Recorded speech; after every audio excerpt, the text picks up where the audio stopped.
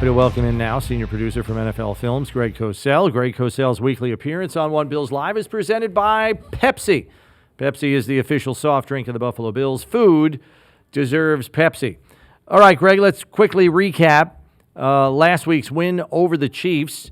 It's probably the most ordinary the Bills have made Patrick Mahomes look in this entire sordid series. To the tune of 3 sacks and 15 quarterback hits.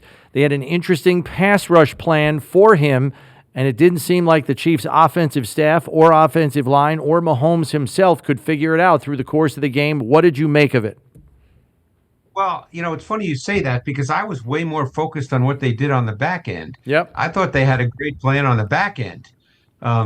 So that's what that to me was really so much of where it began, because you got Mahomes stuck a lot where you could tell he didn't really know where to throw the football. I thought they did such a good job of sort of hybrid looks where it was zone and man concepts within the same coverage. And it was very hard, I thought, for Mahomes to tell where it was zone, where it was man. They did a lot of what we call match, carry, deliver, where at times they'd match a route and it looked like man. And whoever it was, I think Bernard did this several times, he'd carry and then he'd pass on. And it just was a real muddied picture. And, to me, again, there's many factors that go into when you play really good defense, but I think that to me, that stood out more than anything. I thought that was what allowed a lot of the pressures to be a factor.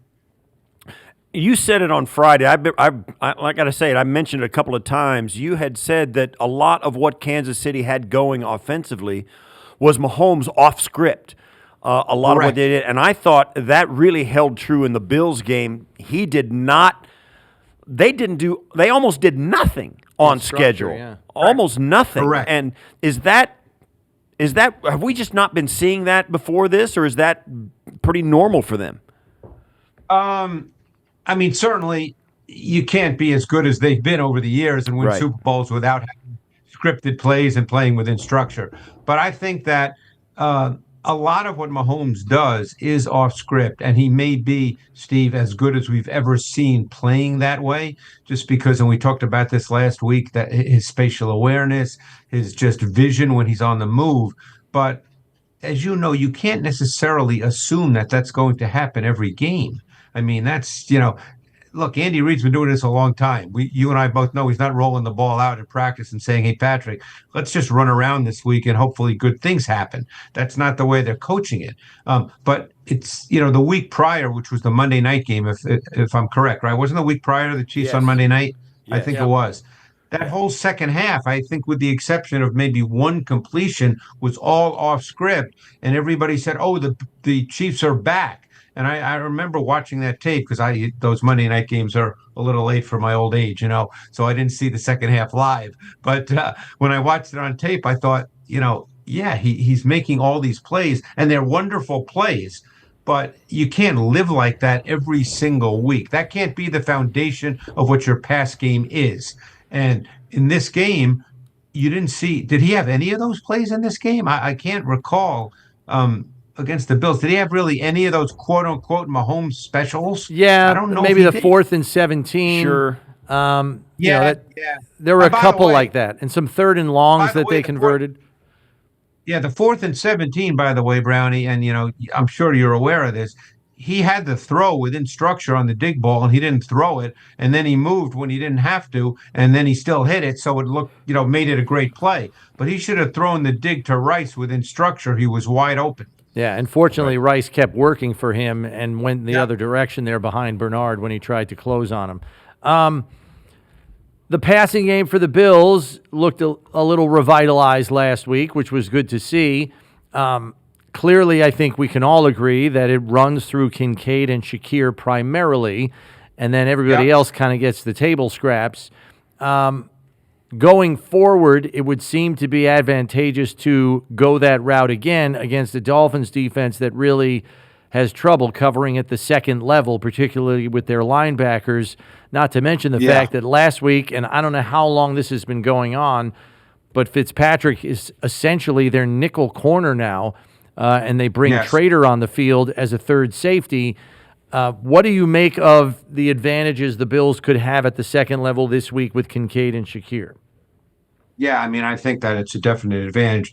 It's funny. The Bills' passing game has become somewhat selective, guys. Wouldn't you agree? I mean, even with Josh Allen, they're not a drop back and let's throw it all around. It's very in some ways it's very schemed for specific plays in specific situations. I mean, the play I think of was the YY vertical when he hit Knox down the right sideline, which came off. And I definitely want to talk about that run game element, the creative way they get to counter. But I think that it's very selective in how they go about attacking based on their formations, their personnel, the fact that they're a run-first team. And I think there will be ways for sure, Brownie, to attack Dante Trader. And we'll see. I mean, even at the corner position, they're not great. And you're right, Fitzpatrick's essentially become their slot corner. Yeah, they did. I mean, they ran the ball a ton against the Kansas City Chiefs and still threw it really well as well. I mean, they had a good day offensively. And that's a little bit, I don't know, surprising, but it's not something that they had been doing, particularly when they run the ball as much as they do to score as many points as they can. It's kind of counterintuitive, right? Yeah, well, that's why I said that the pass game did produce some big plays schematically. And also, it's how the Chiefs chose to play. I mean, the 23-yard touchdown to Kincaid that ended the first drive, the Chiefs decided to bracket Shakir, who was number 2 to trips, and they used Williams. They actually brought Williams over on Shakir, and it might have been the only time in the game that they played nickel in which McDuffie was outside and not in the slot, but they put Williams over Shakir because they knew they were going to bracket him with Connor. So what did that do? It put Tranquil on Kincaid. And then Josh was going there even before Tranquil fell down because that's the matchup. When you get Kincaid on a linebacker, you're throwing it to Kincaid. So, I mean, there were certain things in the game that worked to their benefit. And then they hit a couple of other big plays in the pass game that were, like I said, the one to Knox I thought was really well schemed given their personnel, their formations, and their run game element. And then I guess the only other really big play in the pass game was the Moore 28-yarder late in the third quarter, which I thought was a really good job by Allen, given that 3-man route concept. So, it's not as if they drop back and they just toss it and they hit big play after big play in the pass game. It's very selective. It's very schematic, and it kind of works to some degree. Well, I guess the other big play, of course, was 47 yards to Kincaid, where Josh hit him in the second window. And I thought to me, that was a play, and we talked about this last week. That was a play where Josh stayed in the pocket because that was actually a second window throw, not a first window throw. Right. Or a and third we've seen window him throw, the previous weeks prior on plays like that just get out of the pocket. And when I actually I watched that whole game live because the other late games on Red Zone were just, I wanted to watch the Bills Chiefs live. So when I saw that live, I said, oh, that's really good. That's what he needs to do. Don't get out of the pocket. Trust the process. Let it work for you. And that play to me was the best example of it in that game. All right, so let's get to Buffalo's run game here. We had Reggie Gilliam in studio this week, who has been a key cog, in the run game. And we were talking to him about Joe Brady's propensity to run the same play over and over again until a defense stops it. And man, that pre-snap motion with Jackson Hawes doubling back and then leading him up into the gap there, they kept running that over and over again. And it was Reggie and Hawes through the hole and then let Cook figure it out. And they ran with that for a while. Well, it's also the same play that they used that Cook scored the touchdown on against Carolina the week prior. It's become part of their offense. It's 22 personnel, 2 backs, 2 tight ends. It's just all it is, guys. It's a creative way to get to counter, which is just a base run concept. Right. Because counter, when there's a 2-man counter blocking element, one guy's the kick out blocker, that's Hawes. The other guy is what we call the wrapper, that's Gilliam. So Hawes, what he looks for is the widest defender at the first level on the line of scrimmage, and then Gilliam from his offset backfield alignment, he crosses the formation and he looks for the first, second level defender that shows. It's just a counter play, but it's a really creative way to get to it. What I'm waiting for now, Brownie, is what they do off of it. Yeah, because now everybody's seen it. That doesn't mean you don't run it anymore because it's become a staple. So you want to run your staples, no question. But now what happens next, because I guarantee that in the meeting room for the Dolphins this week, they're going to be talking about that play, because that's a play you have to stop when you play the Bills. All right, so let's spin it forward. We are going to play the Dolphins. Week 3, the Bills beat them by 10. This last week, they took it on the chin from Baltimore. It's 28-6. But at the half, it really should have been 14-12 instead of 14-6 in favor of Baltimore, and it could have been even better for the Dolphins. They could have had the lead if they had scored one touchdown on one of those red zone possessions. They had one where they threw the fade to Achane over to nobody. They went for it on 4th and 1, and then they missed a field goal, which would have made it 14-9 anyway. And then at the end of the half, it was an atrocity on the last drive of the half. So they missed opportunities and a chance to go in really close at halftime. But how has Miami's offense evolved after Tyreek's out and now they got Achane they're leaning on? Where are they at? Well, first of all, they can't be much more than what they are. They just have to play with the players they have because of Tua. Tua, and you guys know this because you play them twice a year. Tua can be outstanding, but he can only play one way. Tua is a pure timing and rhythm player. He's got to hit that back foot. He's got to deliver the football, and he works best between the numbers. You've seen that. If you give him those throws, and when I say give him, obviously you're trying not to give them to him, but if he can make those throws in any given game, he can look very, very good. But if those throws are not there, or he doesn't feel they're clean, then he struggles because there's not much more he can do at that point. And I think what's happened is the league kind of is aware of that. And, the more he plays and the more it's become evident that the pass game can only be truly effective one way, it just gets harder and harder. Now, there can always be games where that works. And, you have to be careful this week because if all of a sudden he hits Waddle and Waddle breaks one for 60 yards, things can change a game. But they do have explosive players. That's the thing. They still have Waddle and they have Achane. And, when a team has explosive players that can make an impact just with their speed, you got to be careful.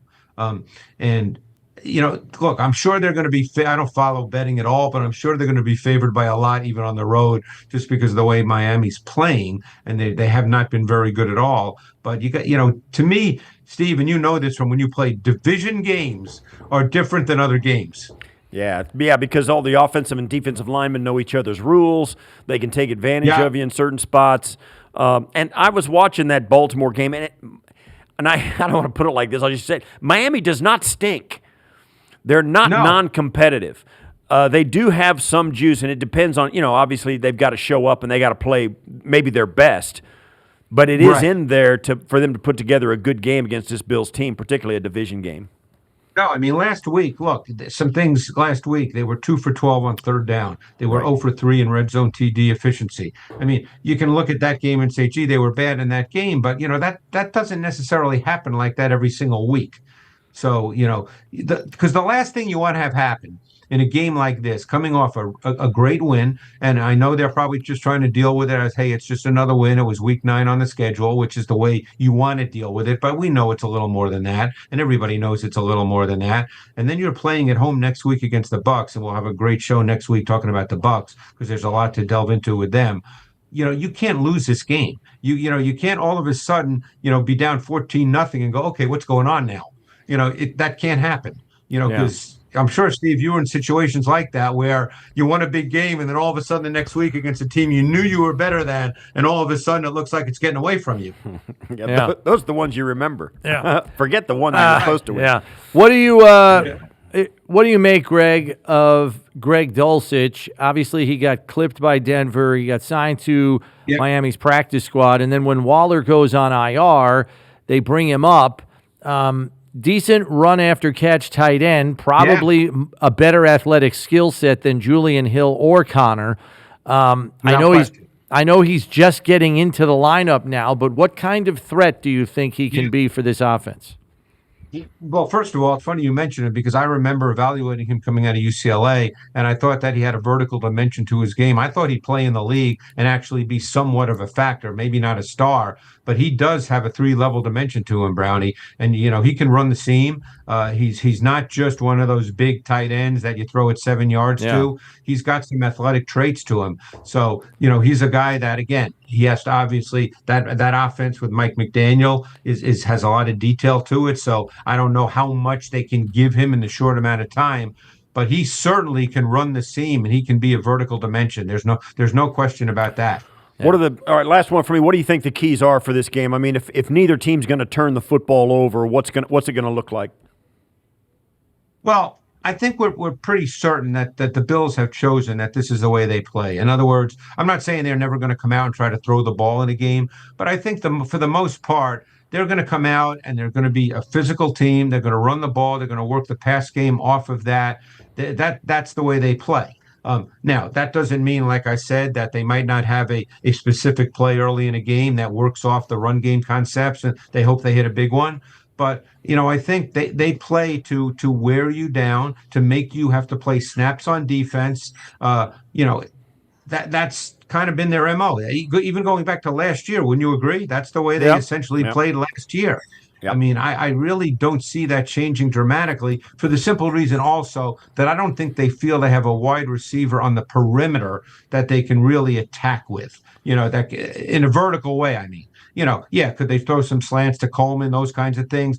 But I don't think they feel like they have that guy on the perimeter. So I think their pass game ends up being highly schemed inside. I mean, how many times do they throw those tunnel screens to Shakir? They must throw 7 or 8 of those a game. Yeah. And more often than not, they work, but sometimes they don't. And we know Kincaid, when he caught that 47-yarder, and I even said to the guys in the matchup room here, I said, boy, this guy moves pretty good. He looks really smooth running with the ball. He almost looks like a big wide receiver when you see him move like that. Right. Yeah. And even so, the Bills are, I believe, still the only team running the ball more than 50% of the time in the league. It's what they do. Hey, Brownie, do you see it? Do you see that changing, Brownie? I don't think they're going to change. Well, no. I mean, if they're still scoring 30 a game and having 33 or 34, 35 minutes of possession time, they're not doing anything different. No, what do they have this week? Almost 35 minutes, like you said. It was close to 35 minutes of possession time. Yeah, and that first drive. Yeah, 35 carries. That first drive they couldn't have scripted, Brownie, that first drive any better. March right down the field, control some clock, clearly establish that we can run the balls and sustain it, and then end up with a touchdown with a mismatch. How could you script that any better? Yeah, it was a heck of an opening act. And at the end of the day, it's 35 rushes, and Josh throws it 26 times and completes 23 of them. When you're that efficient on offense, you're really hard to stop. You're tough to beat, Yeah, what the hell's the matter with him? He missed 3 balls. One was a throwaway. One was a throwaway. You're right. All right, Greg, thanks very much. We'll catch up with you next week. All right, guys, appreciate it. Thanks so much. Bills Mafia, it's tailgating season, and there's nothing better than an ice-cold Pepsi Zero Sugar to pair with your tailgating food rituals. As the great Josh Allen once said, Bills fans deserve Pepsi. Bills Mafia has brought it this season, and so is Pepsi. Bills tailgates deserve Pepsi. Go Bills. I want to believe that the Bills can get off to a similar start to the one they got off to last week.